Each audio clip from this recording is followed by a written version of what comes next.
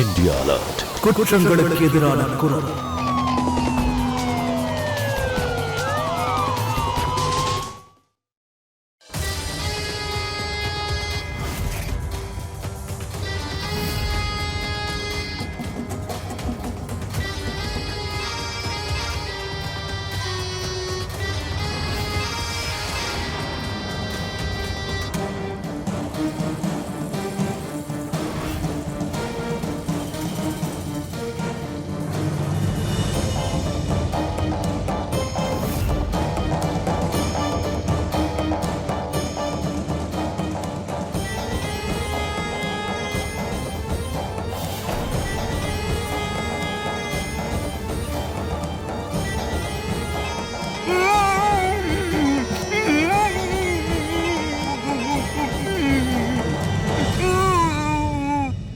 இன்னைக்கு crime alert episode ஒரு அதிர்ச்சியான நிகழ்வை அடிப்படையா கொண்டது.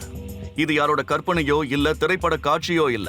அந்த மாதிரி நாம இன்னைக்கு நிகழ்வை நினைச்சு கூட பார்க்க முடியாது. ரோஹித்ங்கிற பையனுக்கும் உஷாங்கிற பெண்ணுக்கும் நடுவில் நடக்கிற கதையை தான் நீங்க பார்க்க போறீங்க. மத்த எபிசோட்ல பார்த்த இது தனிப்பட்ட நபருடைய குற்றம் கிடையாது. குடும்பமா சேர்ந்து ஒருத்தனுக்கு பண்ணிருக்கிற குற்றமாகும்.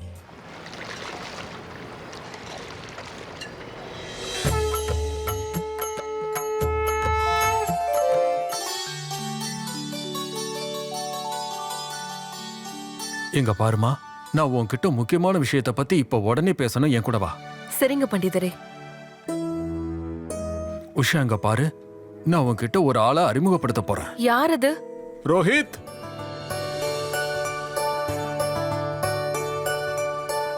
கொஞ்சம் இங்க வாப்பா. சொல்லுங்க பண்டிதரே. ரோஹித், இவங்க தான் உஷா. இவன் பேரு ரோஹித்மா. ஃபாரின்ல இருந்து வந்திருக்கான். அவன் இங்கேயே தங்கி இருந்து நம்ம கலாச்சாரத்தை பத்தி ஆராய்ச்சி பண்ண போறானா. அதுக்காக தான் அவன் இங்க வந்திருக்கான். நான் அவனை தற்செயலா தான் சந்திச்சு பேசினேன். அப்பதான் அவன் என்கிட்ட இந்த விஷயத்தெல்லாம் சொன்னான். என் மனசுல அப்போ ஓன் ஞாபகம் தான் வந்துச்சு. நீ இவனை உன் வீட்டுல தங்க வச்சுக்கிட்டனா அவனுக்கும் தங்க இடம் கிடைச்ச மாதிரி இருக்கும், உனக்கும் வாடகை கிடைக்கும். சரிங்க பண்டிதரே. என் வீட்டுல நிறைய அறைகள் இருக்கு. ஆனா இவருக்கு என் வீடு பிடிக்குமான்னு தெரியலையே. புத்திசாலியா இருக்கிற ஒருத்தன் எப்பவுமே தனக்கான இடத்தை தேட மாட்டான், உருவாக்கிப்பான். இங்க பாருப்பா ரோஹித், நீ உஷா கூட அவங்க வீட்டுல போய் தங்கிக்க. அங்க உனக்கு எல்லா வசதியுமே இருக்கும். நாளைக்கு காலையில சீக்கிரமா இங்க வந்து. சரி பண்டிதரே.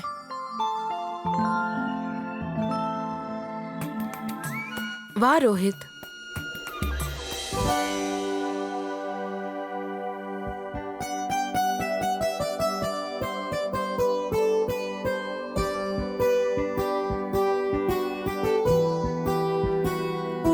உள்ள வா. இதுதான் என்னோட வீடு. Nice house. என்னோட கணவர் இறந்ததுக்கு அப்புறம் இந்த வீட்ல நான் தனியா தான் இருக்கேன். தனியாவா? இனிமே தனியா இருக்க வேண்டாம், நான் தான் இருக்கேன்ல. சரி வா, நான் உனக்கு உன்னோட ரூமை காட்டுறேன். ஷூர். வா. இதுதான் நீ தங்க போற ரூம். இங்க ரொம்ப அமைதியா இருக்கும். இந்த ரூம் சில்லுன்னு இருக்கும், பெருசாவும் இருக்கும். எந்த தொந்தரவும் இல்லாம இருக்கலாம். நைஸ். இதுக்கு நான் எவ்வளவு ரெண்ட் கொடுக்கணும்? 5000 ரூபாய் கொடு. 5000மா? ஒரு நிமிஷம் இருங்க. இந்தாங்க. ஆனா இதுல 8000 ரூபாய் இருக்கு. நீங்க எனக்கு எவ்வளவு உதவி பண்றீங்க. இதெல்லாம் ஒரு பெரிய விஷயமே இல்ல. பரவாயில்ல, வச்சுக்கோங்க. அட, இது ரொம்ப அழுக்கா இருக்கே. இரு, நான் துவைச்சு தரேன். ஓகே.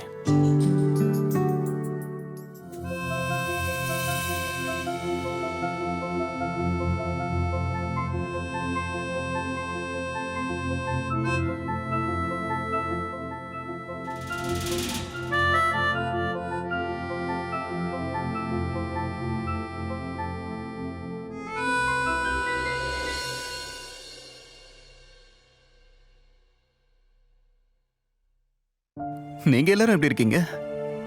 நான் இங்க ரொம்ப நல்லா இருக்கேன். எனக்கு கிடைச்ச ஹவுஸ் ஓனர் ரொம்ப நல்லவங்களா இருக்காங்க. என்ன நல்லாவே கவனிச்சுக்கிறாங்க. மத்ததெல்லாம் நேர்ல வந்து சொல்றேன். அப்புறம் பார்க்கலாம். ஓகே, பாய். என்ன நீ காலையில சீக்கிரமா எழுந்துட்ட? மத்த ஊர் பசங்க எல்லாம் எவ்வளவு நேரம் தூங்குவாங்க தெரியுமா? சரி, இந்த டீயும் ஸ்நாக்ஸும் சாப்பிடு. அப்பதான் நீ பண்டிதரை போய் பாக்குறதுக்கு நான் விடுவேன். ஆனா எனக்கு இப்போ பசிக்கலையே.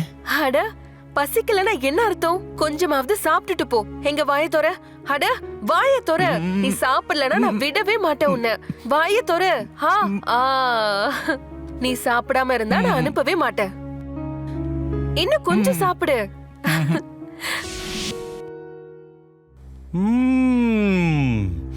சூப்பர் அண்ணி, ரொம்ப அருமையா சமைச்சிருக்கீங்க. நல்லா இருக்கு. இவ்வளோ சுவையா பொரியல், குலாப் ஜாமுன். ஆஹா, இதெல்லாம் அந்த ஊர்ல இருந்து வந்திருக்கானே அந்த பையனுக்காக தான். ரொம்ப நல்ல பையனா இருக்கான். இது நல்லா இருக்கு.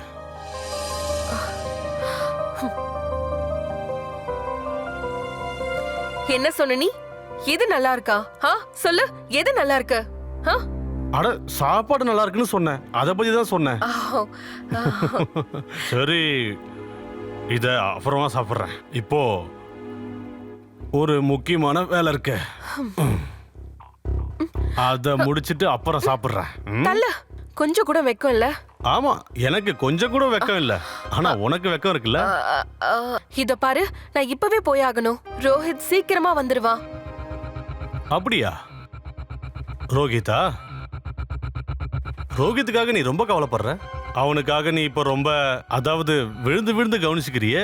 சரி, நான் ஒரு சாதாரண ஏழை, அவன் ரொம்ப பெரிய பணக்காரன் இருக்கலாம்.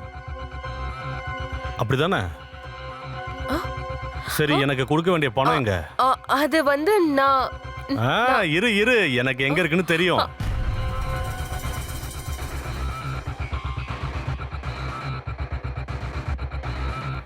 எடுக்காத. இது எனக்கான 2 மாசம் வட்டி காசு. என்ன வட்டி காசு? அட, கடன் கொடுத்தவன் தினம் என்ன தானே தொந்தரவு பண்றான். அவனுக்கு எப்படியாவது நான் தானே பணம் கொடுக்கணும்.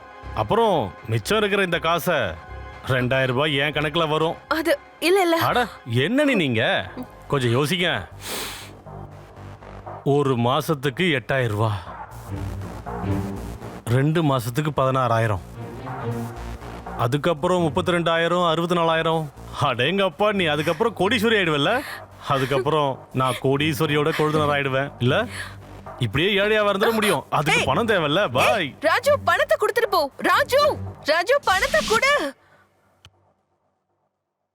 ரோஹித், இங்க வா. கொஞ்சம் உட்காரு. ஏன்? உட்காரு சொல்றேன். சரி, ஓகே. இது என்னது? இது ஒரு மூலிகை. மூலிகையா? இத இப்படி எடுத்து இல்ல இல்ல இல்ல, உடம்புல- இதெல்லாம் எனக்கு வேண்டாம். அட, வேண்டானா என்ன அர்த்தம்? நாள் முழுக்க வெளியில போய் போட்டோஸ் எல்லாம் எடுக்கிற. பாரு நீ எவ்வளவு கருப்பாயிட்டேன்னு. ஆனா இதெல்லாம் வேண்டாம். வேண்டான்னு சொல்லாத. இத தேய்ச்சிக்கிட்டா உன் சருமம் பல பலன்னு ஆயிடும். சரியா? முகத்துக்கெல்லாம் வேண்டாம். ஏய்,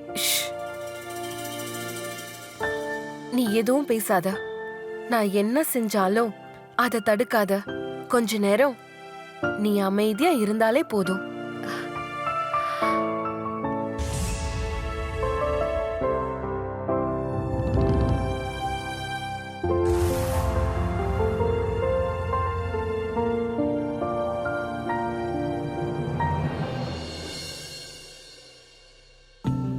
ஹலோ. ஆமா அண்ணா, இங்க எல்லாம் நல்லா போயிட்டு இருக்கு. பண்டிதர் எனக்கு நிறைய உதவி செஞ்சாரு. நான் யூனிவர்சிட்டிக்கு போனேன். ஆமா, இப்போ லைப்ரரிக்கு தான் போக போறேன். இங்க எல்லாமே ரொம்ப நல்லா இருக்கு. என்விரான்மெண்ட்டும் சூப்பரா இருக்கு. எனக்கு ஒரு நல்ல இடம் கிடைச்சிருக்கு. உஷா என்ன நல்லா கவனிச்சுக்கிறாங்க. எனக்கு சாப்பாடு கொடுக்கறாங்க. என் துணிகளை கூட அவங்களே துவைச்சு கொடுக்கறாங்க தெரியுமா? உண்மையே சொல்ல போனா அவங்க குடும்பத்துல ஒருத்தனாதான் என்ன பாக்குறாங்க. ஆமாண்ணா. சரி சரி, ஓகேண்ணா. ஓகே ஓகே, பாய்.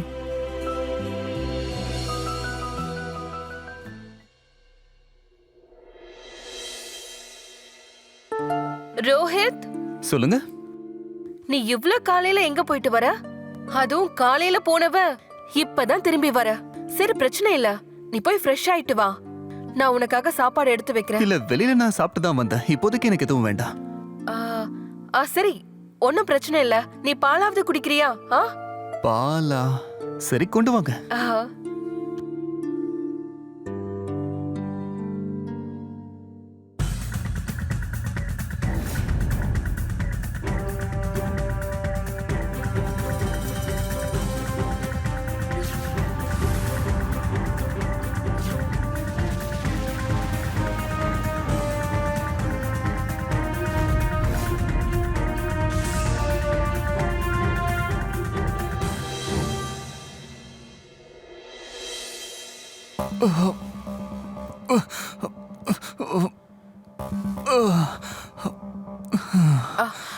ரோஹித், என்னாச்சு? நானும் காலையில இருந்து பாக்குறேன், நீ அடிக்கடி டாய்லெட்டுக்கு போயிட்டு வர. என்னாச்சு? இல்ல, அட, உன் உடம்பெல்லாம் கொதிக்குது. பெட்ரூம்க்கு போய் கொஞ்ச நேரம் ரெஸ்ட் எடுப்பா. நான் உன்கிட்ட எத்தனை வாட்டி சொன்னேன், வெளிய போய் சாப்பிடாத, அது உனக்கு ஒத்துக்காதுன்னு. ஆனா நீ எதுவுமே கேட்கல. இப்ப பாத்தியா என்ன ஆச்சுன்னு? சரி விடு, உனக்காக நான் மூலிகை மருந்து எடுத்துட்டு வரேன். அதுக்கப்புறம் டாக்டர் கிட்ட போலாம். ஆ? டாக்டரா? ஆமா, டாக்டர் கிட்ட போனோம்னா மாத்திரை எழுதி கொடுப்பாரு, பழங்கள்லாம் வாங்க சொல்வாரு. பரவாயில்ல, இருக்கட்டும். நீ எதுக்கும் கவலைப்படாத, நான் பாத்துக்கிறேன். அதெல்லாம் ஒன்றும் வேண்டாம். எனக்காக ஒரு உதவி பண்ணுங்க. ரூம்குள்ள போய் என் வாலெட்டை மட்டும் எடுத்துட்டு வாங்க. ஆனா பரவாயில்ல, இருக்கட்டும். நீங்க போய் எடுத்துட்டு வாங்க. சரிப்பா. தேங்க்யூ.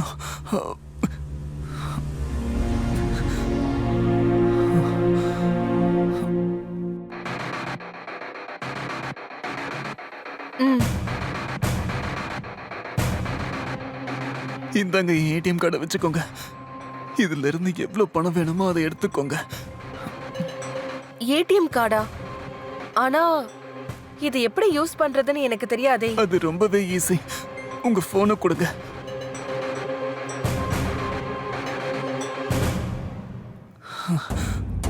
இதான் என்னோட ஏடிஎம் பின். ஏடிஎம்க்கு போய் இந்த பின்னை போடுங்க. எவ்வளவு பணம் வேணுமோ அதுல போடுங்க. ஒருவேளை உங்களுக்கு புரியலன்னா பேங்க்லயோ இல்ல ஏடிஎம்லயோ உங்களுக்கு உதவி பண்ண ஆளுங்க இருப்பாங்க. சரிப்பா, நீ ஒன்னும் கவலைப்படாத, நான் சீக்கிரம் வந்துடுறேன். Thank you so much.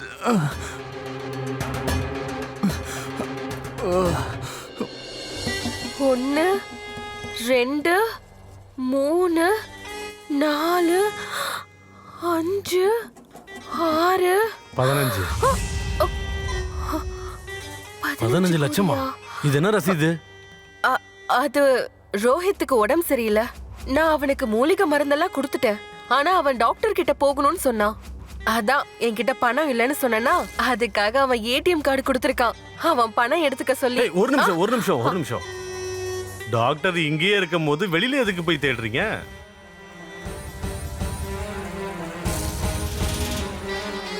இந்த ரோகித் இருக்கான்ல, இவன் நமக்கு தங்க முட்டை போடுற கோழி மாதிரி.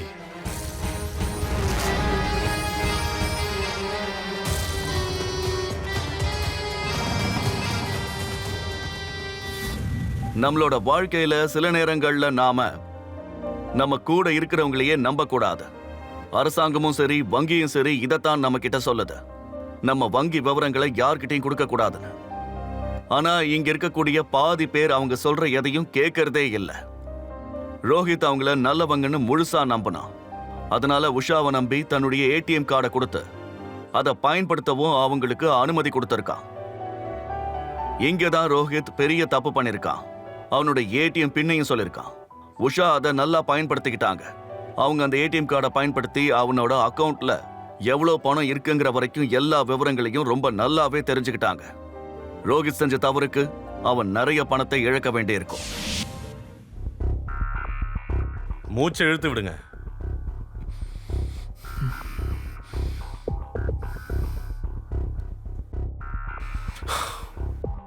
உஷா மேடம், நான் இவரை செக் பண்ணிட்டேன். சரிங்களா? இவரு நம்ம ஊர்ல இருக்க ரோட்டு கடையில் ஏதோ சாப்பிட்டுருக்காரு. அதான் ஃபுட் பாய்சனா இருக்கு. நான் உங்களுக்கு சில மருந்துகளை எழுதி தரேன்.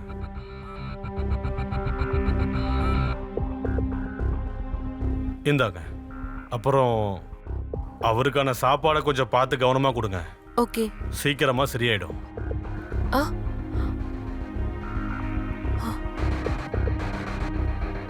நான் யாருன்னு பாக்குறேன்.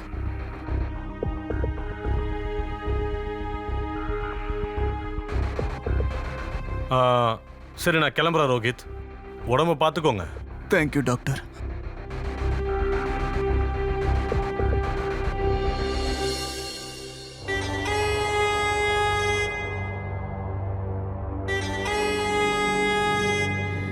நல்ல வேலை, பண்டிதர் வந்தப்போ நான் ஏதோ ஒன்னு சொல்லி அவர் அனுப்பிட்டேன்.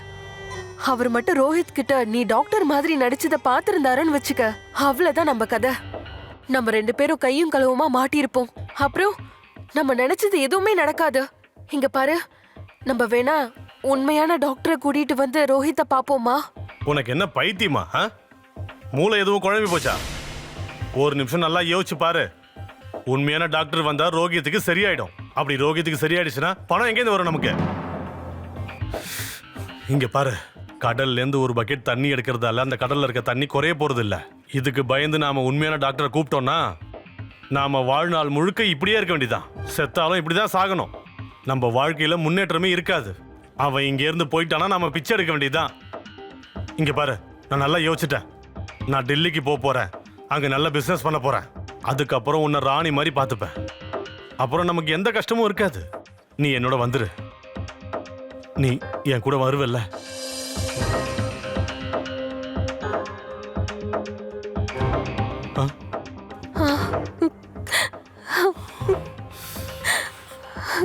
என் மேல உனக்கு எவ்வளவு அக்கறை இருக்கு. நீ மட்டும் இல்லைன்னா என்னோட வாழ்க்கை எல்லாம் நான் ஒரு ஏழையாவே இருந்திருப்பேன். நான் பிறக்கும் போதே ஏழையா பிறந்த. நான் கல்யாணம் பண்ணிக்கிட்டதும் ஒரு ஏழையதான். என் வாழ்க்கையில மனைவிங்கிற பட்டம் ரொம்ப நாள் நிலைக்கல. இப்ப நான் ஒரு ஏழை விதவை ஆயிட்டு என் வாழ்க்கைய கொஞ்சம் கூட நான் சந்தோஷமா வாழல. இப்போ நாம நீ என்ன நம்புறல்ல? நான் உனக்கு சத்தியம் பண்றேன். நான் உன்னோட எல்லா கனவுகளையும் நிறைவேற்றுவேன்.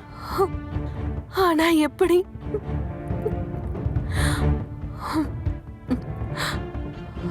அதான் ராஜு உன் கூட இருக்கான்ல, எப்பவும் உன்னை கைவிட்டுற மாட்டேன். என்னோட திட்டங்களும் சொதப்பாது. எல்லாம் பெர்ஃபெக்டா இருக்கும். வெற்றிங்கிறது நமக்கு தான். ஆனா நமக்கு கொஞ்சம் பணங்கிறது அதிகம் தேவைப்படுதுல்ல.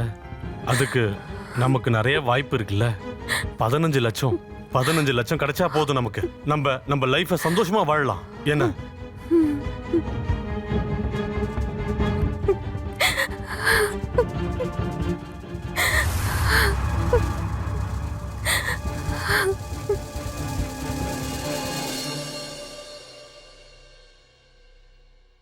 இங்க பாரு ரோஹித், விபாஷனா மையத்துல நீ யாருக்கிட்டயுமே பேச முடியாது.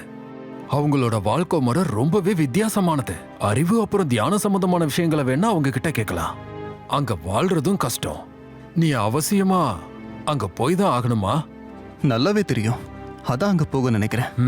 கொஞ்ச நேரம் நான் தியானம் பண்ணா என் விதியே மாறலாம் இல்லையா? அதுக்காகவே நான் அங்க போக நினைக்கிறேன். எனக்கு ரொம்பவே ஆசையா இருக்கு. நான் என் வாழ்க்கைய ஒரு புது வழியில கொண்டு போக நினைக்கிறேன். சரிப்பா, இதுதான் உன்னோட முடிவுன்னா இந்த பண்டிதர் உன்னை அந்த இடத்துக்கு கண்டிப்பா கூட்டிட்டு போறேன். ரொம்ப நன்றி பண்டிதரே. நல்லா இருப்பா. ரோஹித், சாப்பிட வரியா? எனக்கு வேண்டாம். என்னாச்சு? எங்கேயாவது போறியா? நான் ஒரு வாரத்துக்கு விபாசனா சென்டருக்கு போறேன். என்னோட ரிசர்ச் விஷயமா ஒரு வேலை இருக்கு. அதுக்காக தான் போறேன்.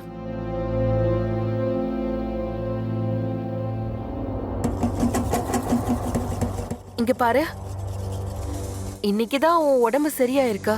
ஆனா பார்க்க உடம்பு சரியில்லாத மாதிரி தான் இருக்க. அதுக்குள்ள வெளியூர் போகணும்னா எப்படி? அதுவும் ஒரு வாரத்துக்கு போகணும்னு சொல்ற? ரோஹித், தயவு செஞ்சு போகாத. நீ இல்லாம நான் ரொம்ப கஷ்டப்படுவேன். உன்கிட்ட ஒரு உண்மையை சொல்லட்டுமா? நீ வந்ததுக்கு அப்புறம் தான் நான் ரொம்ப சந்தோஷமா இருக்கேன். போகாத ரோஹித், இங்கேயே இரு. உனக்கு இங்க எல்லாமே கிடைக்கும். இங்க இருந்து எங்கேயும் போகாத. நான் உன்னை போக விட மாட்டேன். உனக்காக நான் என்ன வேணாலும் பண்றேன். எனக்கு உன்னோட ஆரோக்கியம் ரொம்ப முக்கியம். நீ என்னை விட்டுட்டு இங்கிருந்து போயிட்டனா அப்புறமா நான் தனிமையில நாள் முழுக்க உன்னையே நினைச்சிட்டு இருப்பேன். என்னை விட்டுட்டு போயிடாத ப்ளீஸ். என்னை விட்டு போக மாட்டல்ல? சொல்லு, நீ போக கூடாது ரோஹித். என் கூட இங்கேயே இரு. நான் உன்னை ரொம்ப நேசிக்கிறேன்.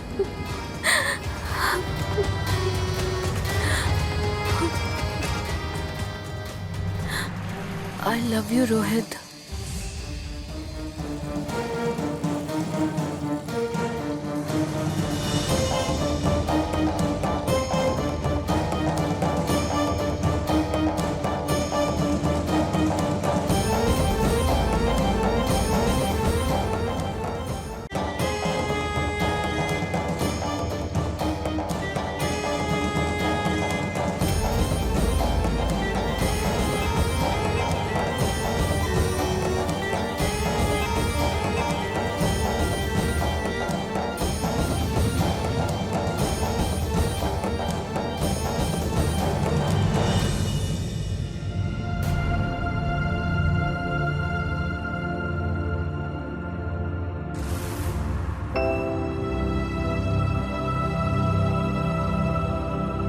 விருந்தாளியா கவனிக்கிறியா?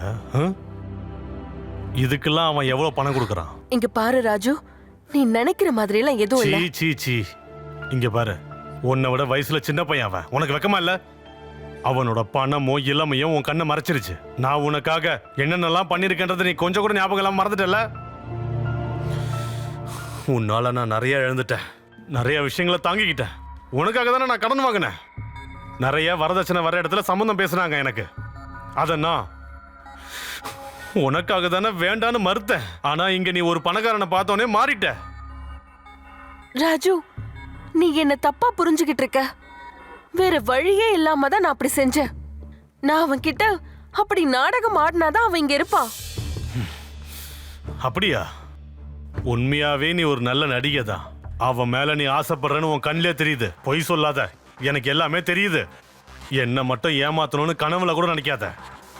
நீ இப்படியே பண்ணிட்டு இருந்தனா அந்த வெளிநாட்டுக்காரன் அவன் வேலையை முடிச்சுட்டு அவன் ஊருக்கு போயிடுவான். அப்புறம் உன்னோட கனவுகளோட நீ இங்க தனியா தான் இருக்கணும். நீ செத்து போனா கூட உன்னோட ஆத்மா இங்கேயே ஏழையாவே தான் வாழ்ந்துகிட்டு இருக்க போகுது. அவ்வளவுதான். அப்புறம் நான் என்னோட வாழ்நாள் முழுக்க கையில ஊசி எடுத்துக்கிட்டு எல்லாருக்கும் போட வேண்டியதுதான். இல்ல உஷா, நீ இது உன்னோட வாழ்க்கை, உங்க இஷ்டத்துக்கு நீங்க வாழலாம். ஆனா நான் அப்படி இல்ல. டெல்லியில இருக்கிற ஃப்ரெண்டு கிட்ட நான் சொல்லி எல்லாத்தையும் ஏற்பாடு பண்ணிட்டேன். ஆனா நீ இங்க என்ன ஒரு முட்டாளாக்கிட்ட. உனக்கு தெரியுமா, ஜனாக்பூர்ல ஒரு கடையை ரிஜிஸ்டர் பண்றதுக்கு ரெடி ஆயிடுச்சு. அதுக்கு பணம் வேணும். என்கிட்ட இல்ல, உங்ககிட்டயும் இல்ல. பணம் இல்லைன்னா நம்ம ஒன்னும் பண்ண முடியாது, சாக வேண்டியதுதான். வேற எதுவும் நடக்காது. எனக்கு தெரிஞ்சு போச்சு. வாழ்க்கை பூரா நம்ம ஏழையா வாழ்ந்தோம்னா அதுக்கு நீதான் காரணம்.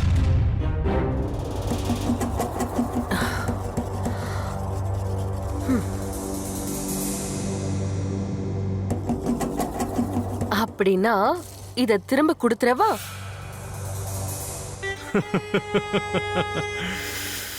உஷா எப்பவுமே புத்திசாலித்தனமா தான் யோசிப்பாங்கன்னு எனக்கு தெரியும். அடேங்க அப்பா. I love you, I love you.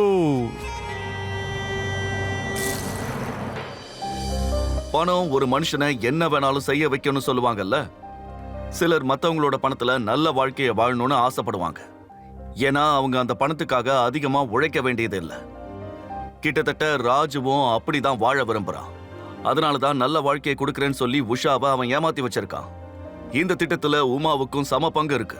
அவங்களோட ஏழ்மைய ஒரு காரணம் காட்டி அவங்க 2 பேரும் ரோஹித்தோட பணத்தை அடையணும்னு நினைக்கிறாங்க. அவனை அவங்க இரையாக்கிருக்காங்க. நீங்க வேணா பாருங்க, அவங்க 2 பேரோட இந்த பேராசை அவங்களை என்ன செய்ய வைக்குதுன்னு. நான் சொல்ல சொல்ல கேட்காம நீ கிளம்ப தானே போற. ஆனா உன்னை இங்க இருந்து நான் போக விட மாட்டேன். என் வலையில ஒன்னு சிக்க வைக்கிறேன்.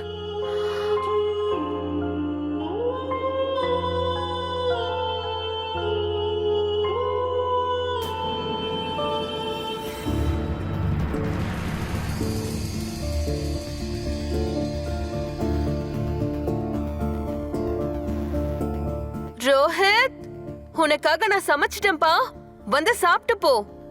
சரி வரேன், ஆனா சாப்பிட்டுட்டு தான் கிளம்புவேன், சரியா?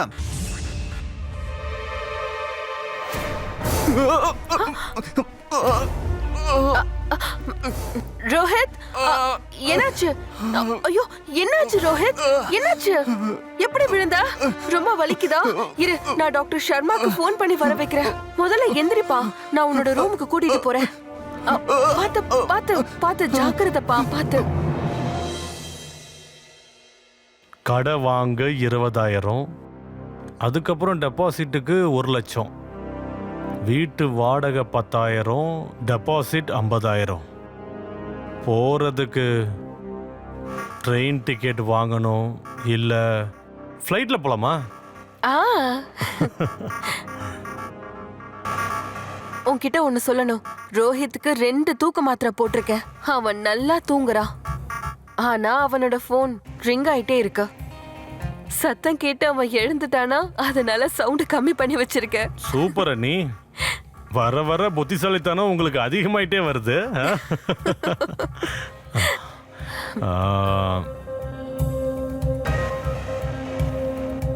ஏதோ மெசேஜ் வந்திருக்கு. Why are you not answer the phone? No call, no talk, only yoga class, 1 week, good night. இனி நம்மள யாரும் தொந்தரவு பண்ணவே முடியாது. இனிமே இந்த போனு நம்மளோடது. இப்போ நாம ஒரு செல்ஃபி எடுத்து புது வாழ்க்கைய ஆரம்பிக்கலாம். எங்க கொஞ்சம் சிரி. ஓ ஸ்மைல் ப்ளீஸ். ரொம்ப அழகா இருக்க. சரி, இப்போ நான் போனை சுவிட்ச் ஆஃப் பண்ணிடுறேன், இல்லைன்னா யாராவது ஃபோன் பண்ணிட்டே இருப்பாங்க.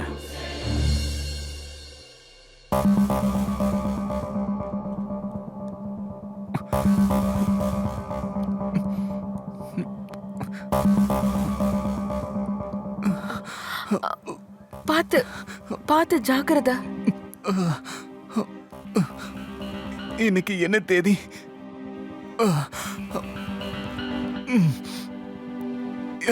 என் போன் எங்க இருக்கு? என் போன் எங்க இருக்குன்னு நீ கேட்டேன். விழுந்த இடத்துல நான் எந்த போனையும் பார்க்கலையேப்பா. ஒருவேளை கீழே எங்கேயாவது விழுந்திருக்கும். நான் போய் தேடி பாக்குறேன். நீ ஒண்ணு கவலைப்படாத.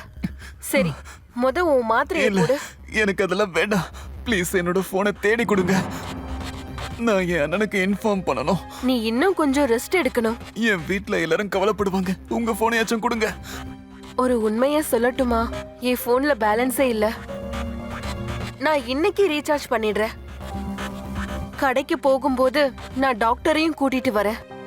உனக்கு சீக்கிரம் குணமாகணும் ரோஹித்.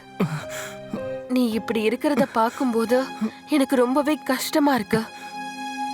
உனக்கு எதுவும் ஆகக்கூடாது, சரியா? இந்தா மாத்திரைய போடு.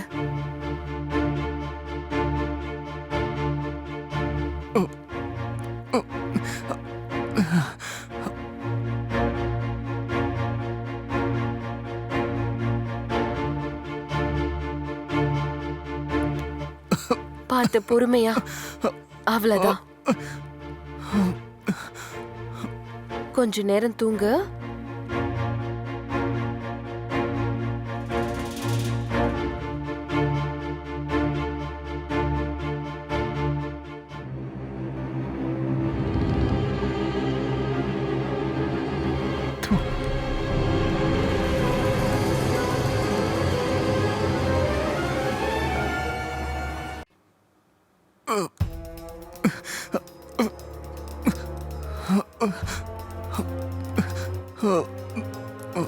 என் மொபைல் எங்க இருக்கு? என் வாலெட் எங்க காணுமே? என்னால முடியல. நான் போய் கபர்ல பாக்குறேன்.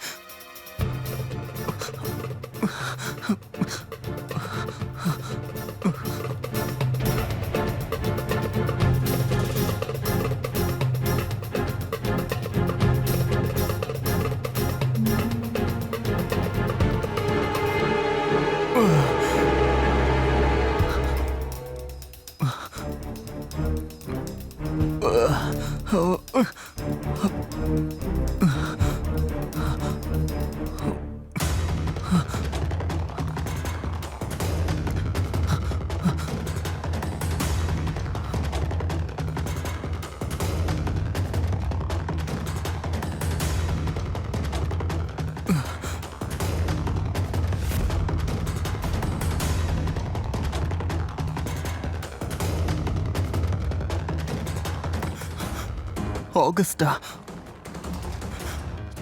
ஜூலை 22 நான் விழுந்தேன். அப்படின்னா 10 நாளா நான் மயக்கத்துல தான் இருக்கேனா?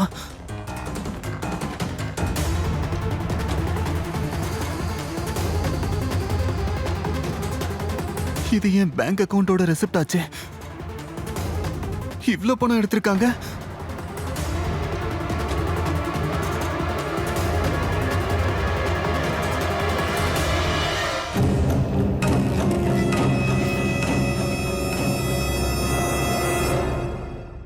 பரவாயில்லையே. நொண்டி குதிரை நடக்குதா? ஆ? உனக்கு உடம்பு முடியலன்னு தான் நினைச்சிட்டு இருந்த. நாடகம் ஆடுறியா? குடு. அடப்பாவி, திருட்டு பழக்கம் வேறயா? ஆ? இரு, பணத்தையா திருடுற? பாக்குறதுக்கு ஒண்ணும் தெரியாத பையன் மாதிரி இருந்துகிட்டு இந்த மாதிரி வேலையெல்லாம் பண்றியா? நாடகம் ஆடுற, திருட வேற செய்யற. இன்னும் வேற ஏதாவது இருக்கா? நிக்க முடியலையா? ஒரு கால் தானே உடைஞ்சிருக்கு, இப்ப இன்னொன்னுத்தையும் உடைக்கிறேன். இன்னொரு காலையும் சேர்த்து உடைச்சாதான் இதெல்லாம் உன்னால பண்ண முடியாது.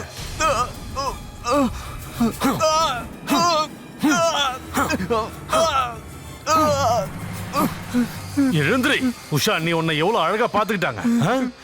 அதுக்கு நீ காட்டுற நன்றி கடன் இதுதானா? நீ எவ்வளவு மோசமானவனா இருக்க. ஒரு அப்பாவி விதவ பொண்ணோட உணர்ச்சிகளோட விளையாடி இருக்க. ஆ? நீ என்ன புத்திசாலியா? ஆ? எனக்கு எதுவும் தெரியாது நினைக்கிறியா? சாவு வாங்க, வாங்கிக்கடா. ராஜு,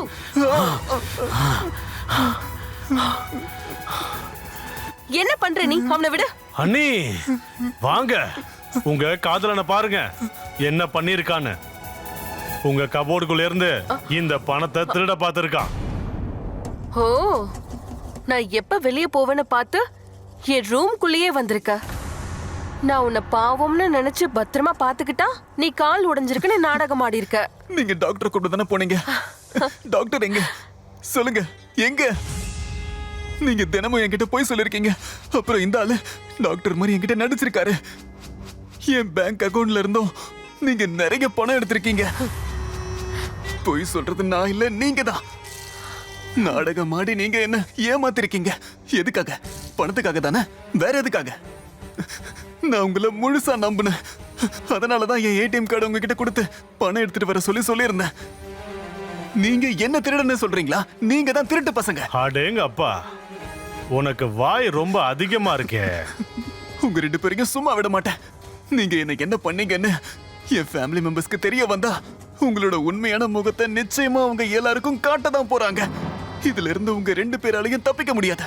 நிச்சயமா நான் போலீஸ்ல கம்ப்ளைண்ட் கொடுப்பேன். உன்னை சரியா கவனிக்க வேண்டிய நேரம் வந்துருச்சுன்னு நினைக்கிறேன். பாவம் பார்த்து உனக்கு பண்ணதுக்கெல்லாம் நீ எனக்கு பதில் கொடுத்தே ஆகணும். கவனிக்க வேண்டிய விதத்துல உன்னை கவனிச்சிருந்தா இந்த பிரச்சனை எதுவுமே வந்திருக்காது. இப்பதான் உங்களுக்கு எல்லாம் புரியுதா? நான் தான் அதை அப்பவே சொன்னனே, இவனை எந்த இடத்துல வைக்கணுமோ அந்த இடத்துல வச்சிருக்கணும்னு. விழுந்து விழுந்து கவனிச்சிங்க, மறந்துட்டீங்களா? சார் படுக்கிறதுக்கு நல்ல ரூமு, வேலை வேலைக்கு சமைச்சு கொடுத்தீங்க.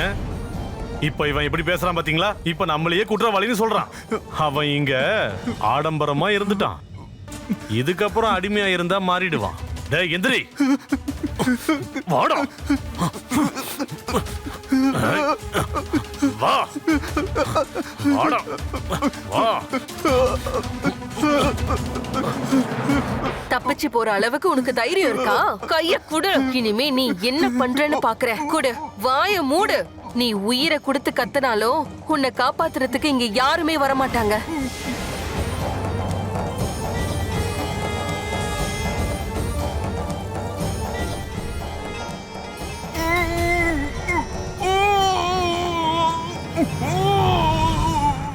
क्राइम अलर्ट, जुर्म के खिलाफ आवाज।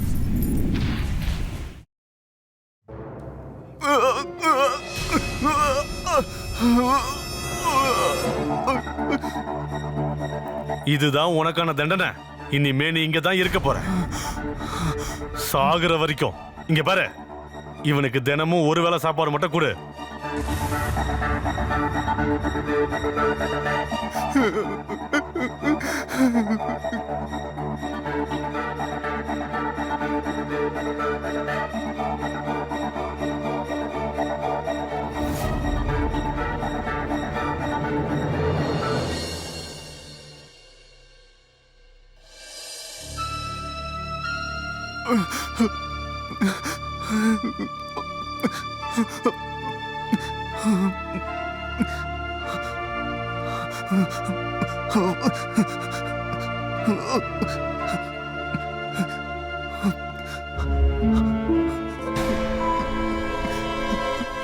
பாரா, உனக்கு இவ்ளோ தைரியமா? ஒரு வாரமா நீ சரியா கூட சாப்பிடல, ஆனா உனக்குள்ள இவ்ளோ சக்தி இருக்கா? இதுக்காகவே உனக்கு ஒரு பாடம் கத்து கொடுக்கணுமே. இல்ல இல்ல வேண்டாம். உன்னை சும்மா விட போறதில்ல. இனிமே நீ கெஞ்சி கேட்டாலும் உனக்கு சாப்பாடே கொடுக்க போறதில்ல. எனக்கு சாப்பாடு வேணும், பசிக்குது. தண்ணி வேணும்.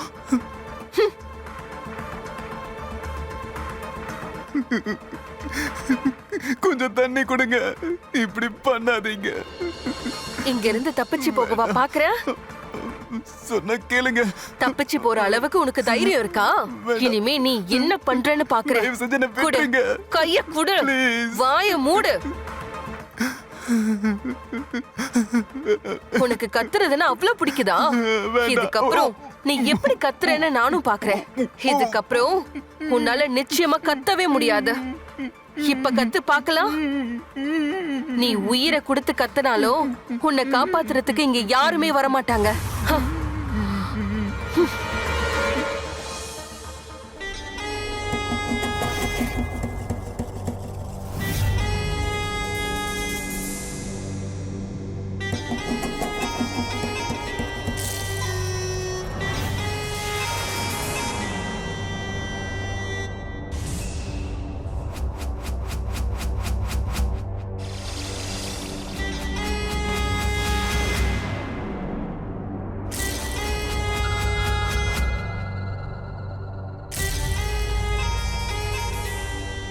உனக்கு இங்க இருந்து தப்பிச்சு போகணும்ல? நாங்க பொய் சொல்றோம், டாக்டர் பொய்யானவரு, நாங்க உன்னை ஏமாத்திட்டோம், இது எல்லாத்தையும் வெளியில போய் சொல்லுவல. ஆனா உன்னால போக முடியாது. நான் உன்னை போக விட மாட்டேன். நான் இப்ப உன்னை கவனிக்க போறேன். நான் உன்னை கவனிக்கிற கவனிப்புல உன்னால எங்கேயுமே போக முடியாது. பாக்குறியா?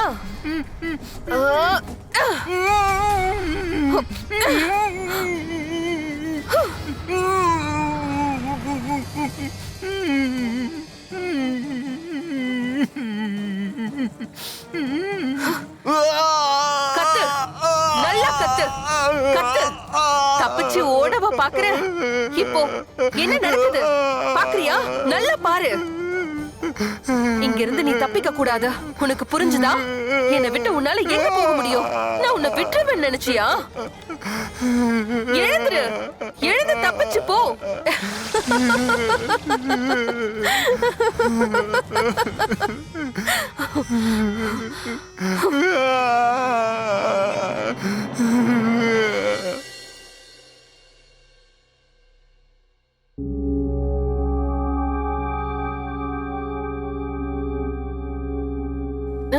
அண்ணி, செப்டிக் ஆயிடுச்சு. அவன் பொழைக்க மாட்டான். அட கடவுளே. ஒரு வேளை அவன் செத்து போயிட்டானா, இல்லனா அவனை நாம உயிரோட புதைச்சிடலாமா? யாரோ வந்திருக்காங்க. அட, நீங்க போய் பாருங்க.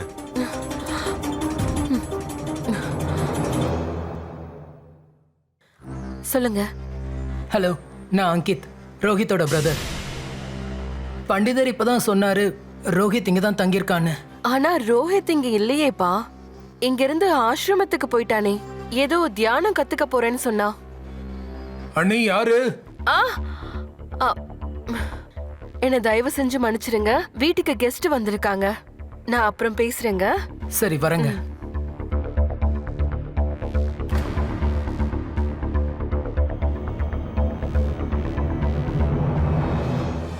ரோஹித்தோட அண்ணன் வந்திருக்கான். எனக்கு ஏதோ தப்பா படுது. இன்னைக்கு அவனை தேடி ஒருத்தன் வரான், நாளைக்கு போலீஸ் வரும்.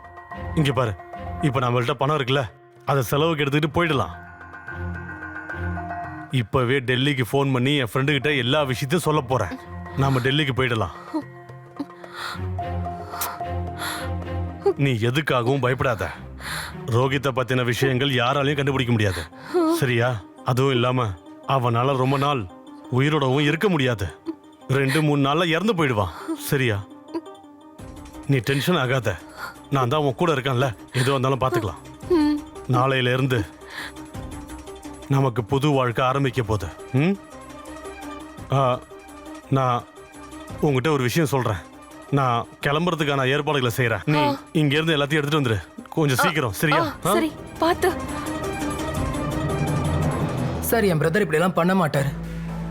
அவன் எங்க இருந்தாலுமே டெய்லி எனக்கு இன்ஃபார்ம் பண்ணுவான். நான் யோகா சென்டருக்கும் போய் பார்த்துட்டேன். அவன் அங்க வரவே இல்லைன்னு சொல்லிட்டாங்க. அவன் தங்கி இருந்த வீட்டுக்கும் போயிருந்தேன். அந்த லேடி என்கிட்ட அவன் 2 வீக்ஸ் பிஃபோர் போயிட்டான்னு சொன்னாங்க. ஏதோ தப்பா இருக்கு. நான் அவனுக்கு ஃபோன் பண்ணிக்கிட்டே தான் இருக்கேன், ஆனா எந்த ஒரு ரெஸ்பான்ஸும் இல்லை. Constable, yes sir. இங்க வாங்க. Yes sir. இவர்கிட்ட ரிப்போர்ட் வாங்குங்க. சரி சார். உடனடியா மொபைல் நம்பரை ட்ராக் பண்ண சொல்லுங்க. Okay sir. அதுக்கப்புறம் நம்ம அந்த வீட்டுக்கு போலாம். Okay sir. வாங்க.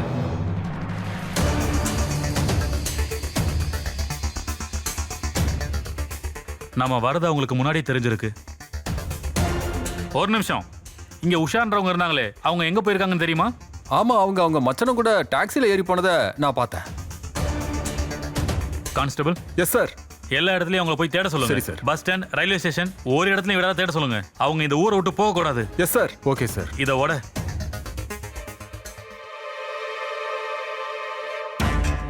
அந்த பக்கம் போய் பாருங்க. நீங்க இந்த பக்கம் போங்க. சார், நிச்சயமா அவங்க என்னோட பிரதரை ஏதோ பண்ணிருக்காங்கன்னு நினைக்கிறேன். உள்ள போய் பார்க்கலாம்.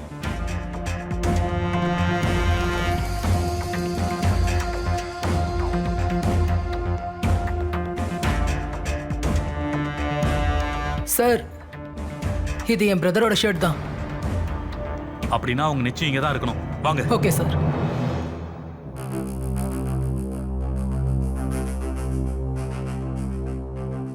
வண்டியை நிறுத்துங்க, நிறுத்துங்க. இது அவங்க 2 பேர் தானே? நீங்க 2 பேரும் கீழே இறங்குங்க. என்னாச்சு சார்? எங்க போறீங்க நீங்க? இறங்குங்க.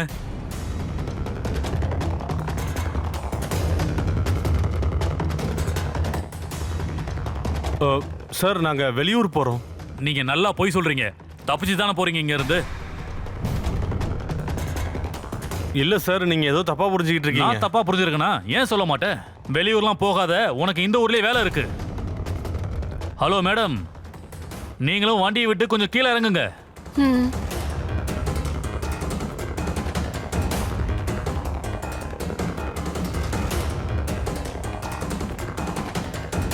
சார், நான் சொல்றத கொஞ்சம். கான்ஸ்டபிள், இவங்களை கூட்டிட்டு போ.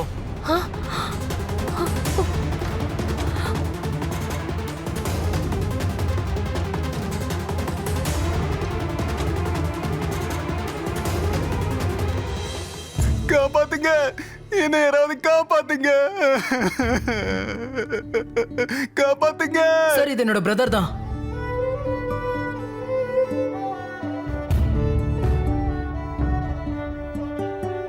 ஐயோ, என்னாச்சு?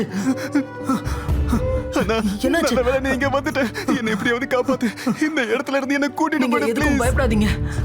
உங்களுக்கு எதுவும் ஆகாது. நான் வந்துட்டேன் இல்லையா? ஒரு இளைஞன் கிட்டத்தட்ட தன்னோட உயிரையே இழக்கிற அளவுக்கு தள்ளப்பட்டிருக்கான். அவன் கவனமா இருந்திருந்தா அவனுக்கு ஏற்பட்ட பிரச்சனைகள்ல இருந்து அவன் தப்பிச்சிருக்க முடியும். அந்நியர்களை இதனாலதான் நம்பவே கூடாது. ராஜு, உஷா மாதிரியான ஆளுங்க நினைக்கிறது என்ன தெரியுமா? அடுத்தவங்களோட பணத்தை வச்சு வாழ்க்கைய வாழணும்னு.